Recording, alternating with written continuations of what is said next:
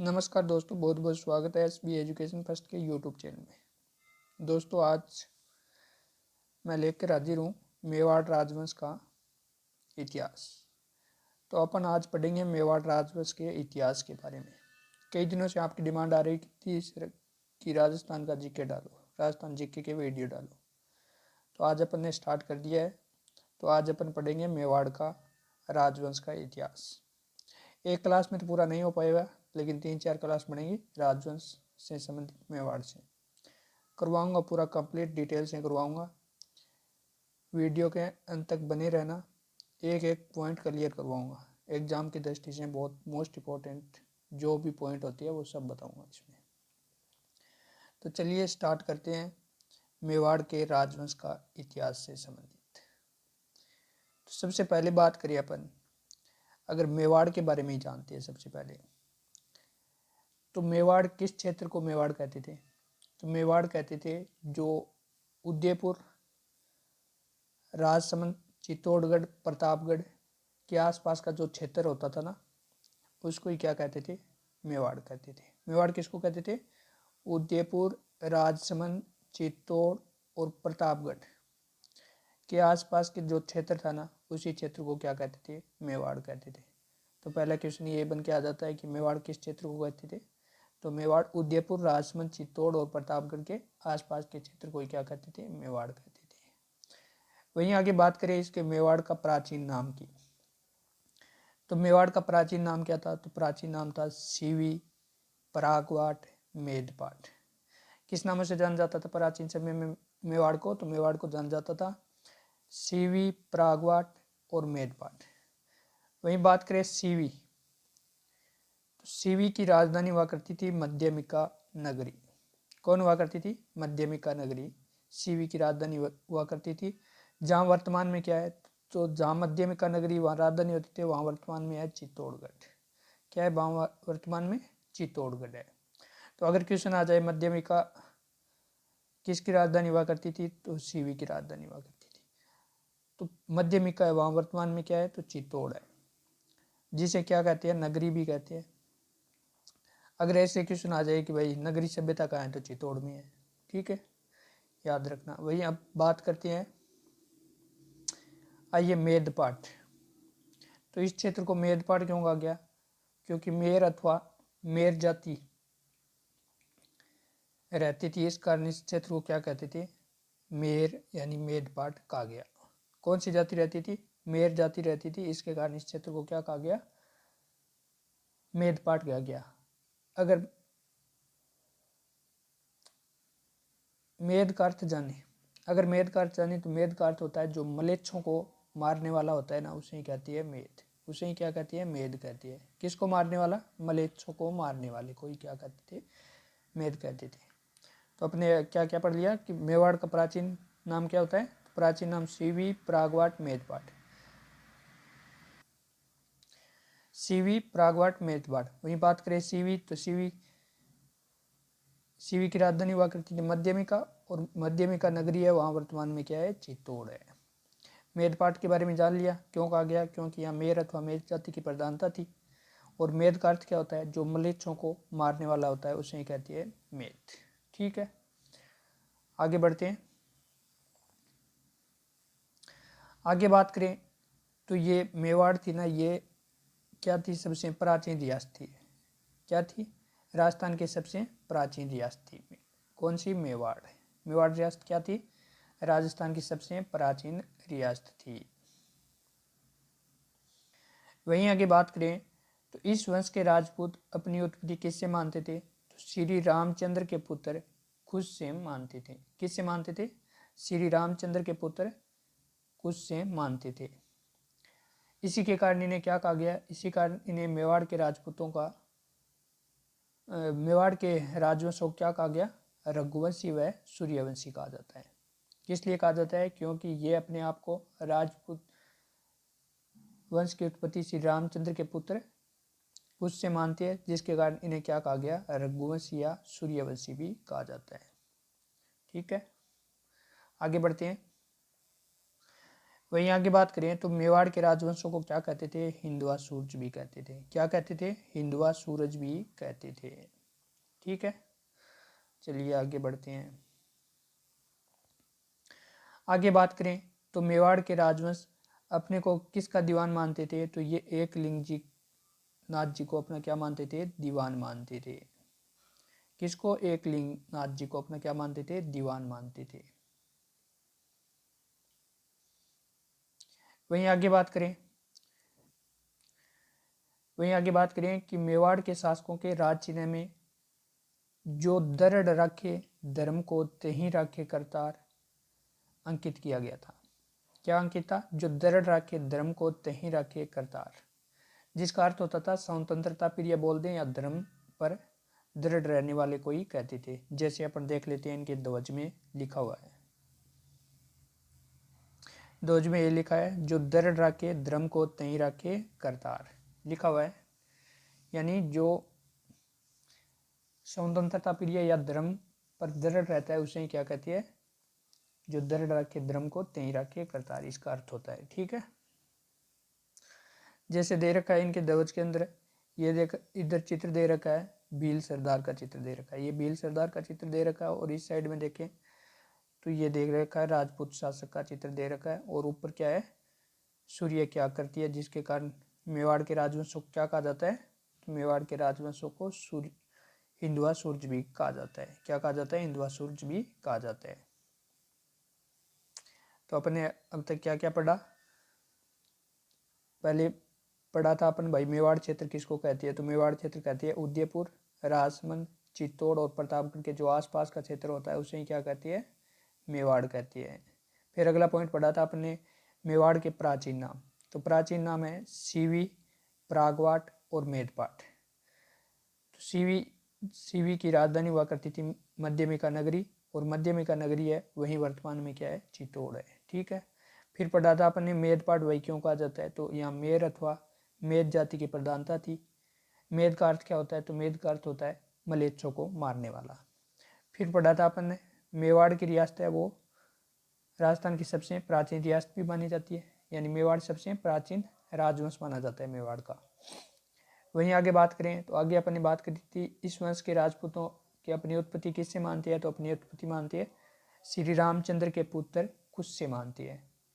तो इसी कारण इन्हें क्या कहा गया, इसी कारण इन्हें रघुवंशी व सूर्यवंशी भी कहा जाता है। वहीं इनका एक वाक्य है जो इनके राज चिन्ह में अंकित है, वो है, जो दृढ़ राखे धर्म को तहीं राखे करता है। ठीक है, यहाँ तक समझ में आ गया होगा। आगे बढ़ता हूँ। आगे अपन जानेंगे मेवाड़ के राजवंश। तो मेवाड़ में दो वंश थे, कौन कौन से, तो पहला था गोहिल वंश, जिसे अन्य किस नाम से जाना गया, गोहिल वंश, गोहिल्य वंश व गोहिलोत वंश से भी जाना जाता है। वही दूसरी तरफ आता है सिसोदिया वंश, यानी दो शाखा रही थी यहाँ, एक तो गोहिल वंश रहा था और दूसरे ने सिसोदिया वंश। तो पहले ने किसने शासन किया था, पहले शासन किया था गोहिल वंश ने, और उसके बाद में आए थे सिसोदिया वंश। वहीं आगे बात करें इनके बारे में, तो बात करें गोहिल वंश ने कब से कब तक शासन किया था, तो गोहिल वंश ने शासन किया था 565 से 1303 तक शासन किया था। कब तक शासन किया था, तो 565 से 1303 तक कौन शासन करता है मेवाड़ पे, शासन करता है गोहिल वंश।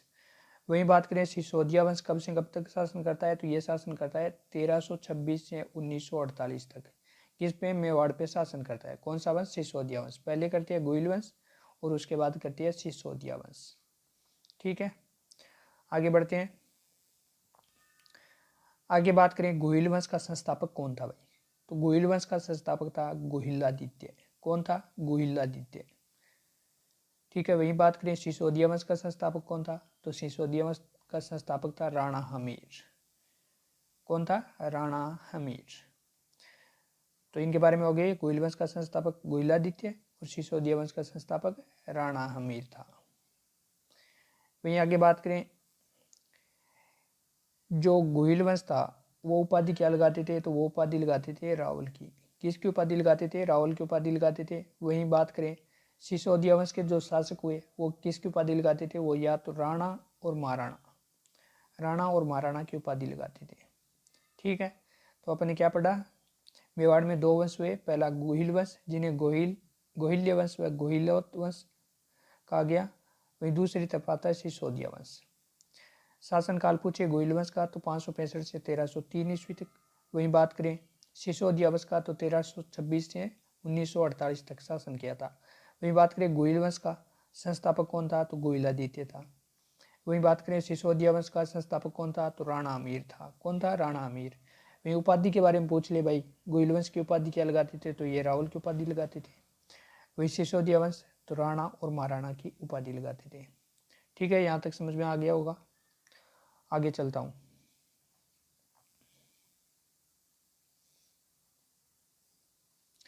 वहीं आगे बात करते हैं अपन गोहिल वंश के बारे में। किसके बारे में? गोहिल वंश के बारे में बात करते हैं। तो इनने शासन कहाँ किया था? गोहिल वंश ने शासन किया था मेवाड़ में। कहाँ किया था शासन? मेवाड़ में शासन किया था।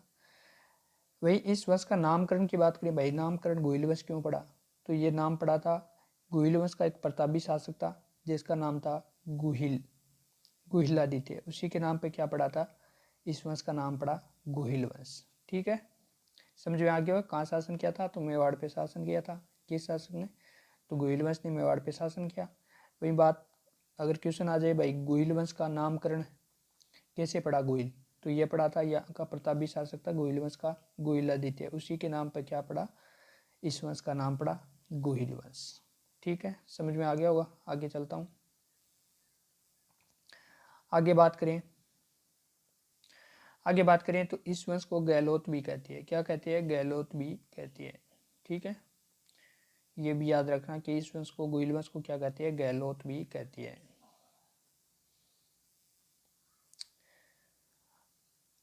आगे बात करते हैं गोहिल वंश की उत्पत्ति व मूल स्थान के बारे में। भाई कहाँ से उत्पत्ति हुई है और मूल स्थान के बारे में जानते हैं गोहिल वंश के बारे में। तो सबसे पहले इतिहासकार आता है अबुल फजल। कौन आता है? अबुल फजल। वो इनको मानता है कि ईरान के बादशाह नौशेका वंश की। तो अबुल फजल क्या मानती है? तो अबुल फजल सबसे पहले इतिहासकार आती है अबुल फजल। वो कहती है कि गोहिल ईरान के बादशाह थे नौशेक आदिल की संतान, यानी उनके वंश से संबंधित बताती है। कौन बताती है? अबुल फजल। ठीक है, आगे बात करते हैं। वीर विनोद के लेखक थे कवि राजा श्यामल दास। वो इनको उत्पत्ति कहाँ से बताती है? वो उनकी उत्पत्ति बताती है वल्लभी से आना बताती है। तो वल्लभी कहाँ है? तो वल्लभी गुजरात में है। वहाँ से आना बताती है। कौन बताती है? तो कवि राजा श्यामल दास। तो कहाँ बताती है? तो वल्लभी गुजरात से बताती है। कौन? वीर विनोद के लेखक कवि राजा श्यामल दास। वहीं आगे बात करें आगे इतिहासकारों के बारे में। क्या मत आगे इतिहासकारों के बारे में? वहीं कर्नल जेम्स टोड है, वो भी गोहिलों को कहाँ से बताती है? तो गोहिलों का संबंध बताती है वल्लभी से ही बताती है। कहाँ से बताती है? वल्लभी से बताती है। ठीक है, कर्नल जेम्स टोड भी कहाँ से बताती है? वल्लभी को। और वीर विनोद के लेखक श्यामल दास भी कहाँ से मानती है? वल्लभी से मानती है। और वल्लभी है कहाँ? तो वल्लभी है गुजरात में। कहाँ है? गुजरात में। आगे बात करें डी.आर. भंडारकर। आगे बात करें डी.आर. भंडारकर भी गोहिलों का संबंध कहाँ से बताती है? तो वो बताती है आनंदपुरी से। कहाँ से बताती है? आनंदपुरी से बताती है। कौन? डी.आर. भंडारकर। वही बात करें कोमलगढ़ प्रशस्ति व एकलिंग माध्यम में, इनको आनंदपुर के ब्राह्मण वंश से माना गया है। कहाँ से? आनंदपुर के ब्राह्मण वंश से संबंध बताती है। कहाँ? कोमलगढ़ प्रशस्ति व एकलिंग माध्यम में। तो सबसे पहले अबुल फजल कहाँ से बताती है? तो ईरान के बादशाह नौशेका वंश से बताती है। वही वीर विनोद के लेखक कवि श्यामल दास कहाँ के बताती है? वल्लभी गुजरात के बताती है। और इसी मत को कर्नल भी कहती है कि वल्लभी से आई थी। वहीं डी.आर. भंडारकर की बात करें तो वो आनंदपुर से बताती है। और कोमलगढ़ प्रशस्ति व एकलिंग माध्यम में इन्हें आनंदपुर के ब्राह्मण वंश से बताया है। ठीक है, समझ में आ गया होगा यहाँ तक। तो आगे चलता हूँ।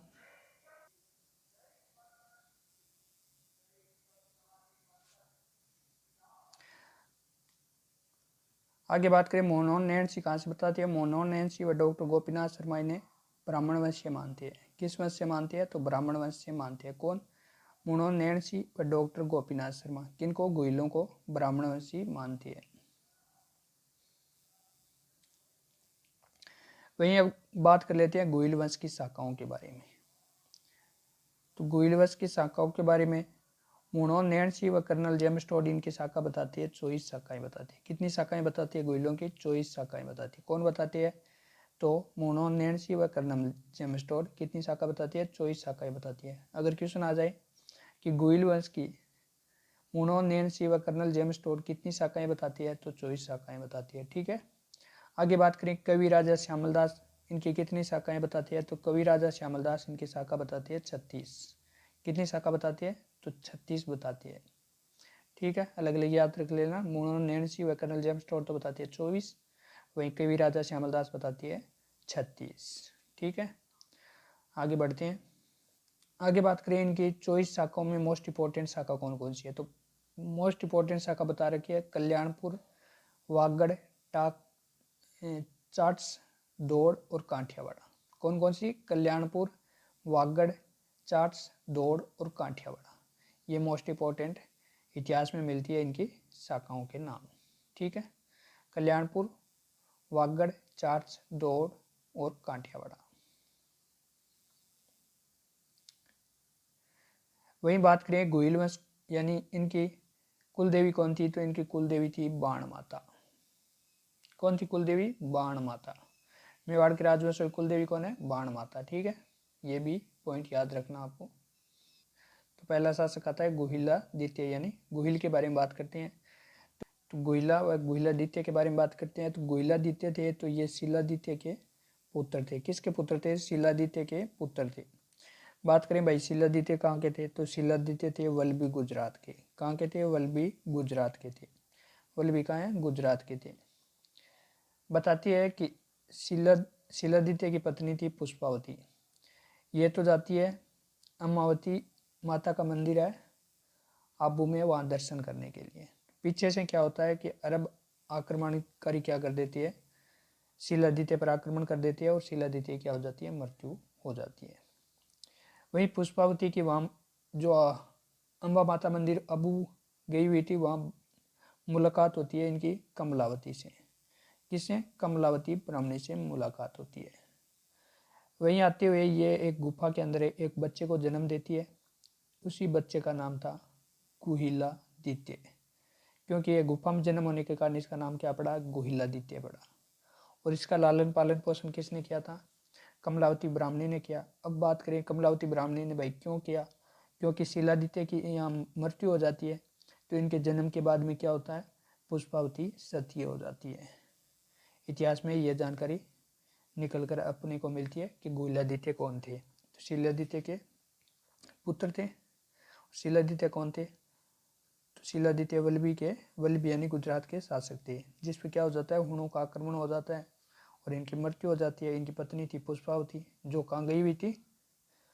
आबू। आबू कहाँ है? सिरोही में, जहाँ किसके दर्शन करने के लिए गई हुई थी? ये अम्बा माता मंदिर में दर्शन करने गई हुई थी। वहाँ इनकी मुलाकात किससे हो जाती है? कमलावती से हो जाती है। कमलावती आगे जाके क्या करती है? गुहिलादित्य का लालन पालन पोषण करती है। क्योंकि यह एक इसके पति की मृत्यु हो जाती है तो ये सती हो जाती है, जिसके कारण गुहिलादित्य का लालन पालन पोषण कौन करती है? तो कमलावती करती है। अगर कमलावती क्या हो जाती है? गुहिलादित्य की दाई माँ हो जाती है। क्योंकि जो लालन पालन पोषण करती है उसे क्या कहते थे पहले? दाई माँ। ठीक है, चलिए आगे बात कर लेते हैं गुहिलादित्य के बारे में। किसके बारे में? गुहिलादित्य के बारे में। तो गुहिलादित्य कौन थे? गुहिल वंश के संस्थापक माने जाते हैं इसको। इनके पिता शिलादित्य, अभी बताया था आपको। इनके पिता कौन थे? शिलादित्य थे। कहाँ के थे? तो ये वल्लभी गुजरात के थे। किस में बताया गया है? कवि राजा श्यामलदास व एकलिंग मातृ में। इसे कहाँ का बताया गया है? वल्लभी गुजरात से बताया गया। माता की बात करें तो माता पुष्पावती थी। माता कौन थी? पुष्पावती। लालन पालन किसने किया था? अभी बताया था आपको, कमलावती ब्राह्मणी ने इनका क्या किया था? लालन पालन किया था। राजधानी बात करें, गुहिलादित्य ने राजधानी बनाई थी नागदा को। राजधानी किसको बनाई थी? नागदा को। वहीं बात करें गुहिल वंश का संस्थापक भी किसे कहती है? गुहिलादित्य को कहती है। मूल पुरुष भी किसे कहती है? मूल पुरुष भी गुहिलादित्य को कहती है और आदि पुरुष भी गुहिलादित्य को कहती है। अगर पूछे मेवाड़ राजवंश की पहली राजधानी कौन सी थी? तो ये थी नागदा। इंपॉर्टेंट है, अगर क्वेश्चन में आए तो पहली राजधानी पूछे तो नागदा कर देना। तो गुइलादित्य को क्या कहते हैं? गुइल वंश का संस्थापक, मूल पुरुष और आदि पुरुष भी कहते हैं। ठीक है, आगे बढ़ते हैं। आगे बात करें इसका राज तिलक किसने किया था? तो गुइलादित्य का राज तिलक किया था मंडलिक भील ने। किसने किया था? मंडलिक भील ने किया था। तो भील सरदार ने किया था। तो भील सरदार के बारे में बताते हैं कि जो मेवाड़ राजवंश है उनका राज तिलक कौन करते थे? तो उनका राज शासन के समय उनका राज तिलक करते थे ऊंदरी गांव के भील सरदार। किसने करते थे? तो वो करते थे अपने अंगूठे के रकत से। रकत से क्या करते थे? राज तिलक करते थे। अगर क्वेश्चन आ जाए कि मेवाड़ राजवंश के राजाओं का राज तिलक कौन करते थे? तो ये करते थे ऊंदरी गांव के भील सरदार। किससे करते थे? तो ये करते थे अपने अंगूठे के रकत से। किससे करते थे? अपने अंगूठे के रकत से। ठीक है, याद रखना, मोस्ट इंपॉर्टेंट है ये, अंगूठे के रकत से करते थे। ठीक है, याद हो गया यहाँ तक। तो गोइल को क्या कहते हैं? गोइल वंश का संस्थापक। पिता शिलादित्य, माता पुष्पावती, लालन पालन कमलावती ब्राह्मणी ने, राजधानी नागदा। गोइल वंश का संस्थापक, मूल पुरुष, आदि पुरुष कहते हैं। चलिए आगे बढ़ते हैं। आगे बात करें इन्होंने गोइल वंश की नींव कब रखी थी? तो ये नींव रखी थी 565 या 566 ईस्वी में। कब रखी थी? 565 से 566 ईस्वी में गोइल वंश की नींव रखी थी। किसने? गुइलादित्य ने। वहीं बात कर लेते हैं अब इनके उत्तराधिकारी की। तो इनके उत्तराधिकारी थे शील, अपराजित, भरत भट्ट, अलट, नरवाइन, शक्ति कुमार, विजय सिंह। तो इन उत्तराधिकारियों के बारे में अपने को इतिहास में ज़्यादा जानकारी नहीं मिलती है, तो आपको नाम याद रख लेना, शील, अपराजित, भरत भट्ट, अलट, नरवाइन, शक्ति कुमार, विजय सिंह। अगला अपन शासक पढ़ेंगे अगली क्लास में, बप्पा राउल। मोस्ट इंपॉर्टेंट शासक है, शासक होता है बप्पा राउल। उनके बारे में अपन अगली क्लास में पढ़ेंगे, बप्पा राउल के बारे में डिटेल से। आज के लिए इतना ही। अगर दोस्तों वीडियो अच्छा लगे तो वीडियो को लाइक करना, शेयर करना और यूट्यूब चैनल को सब्सक्राइब करना। ठीक है, अगर इस वीडियो पर अच्छा रिस्पॉन्स आया आप लोगों को तो अगला वीडियो जरूर डालूंगा बप्पा राउल का डिटेल से। ठीक है, आज के लिए इतना ही।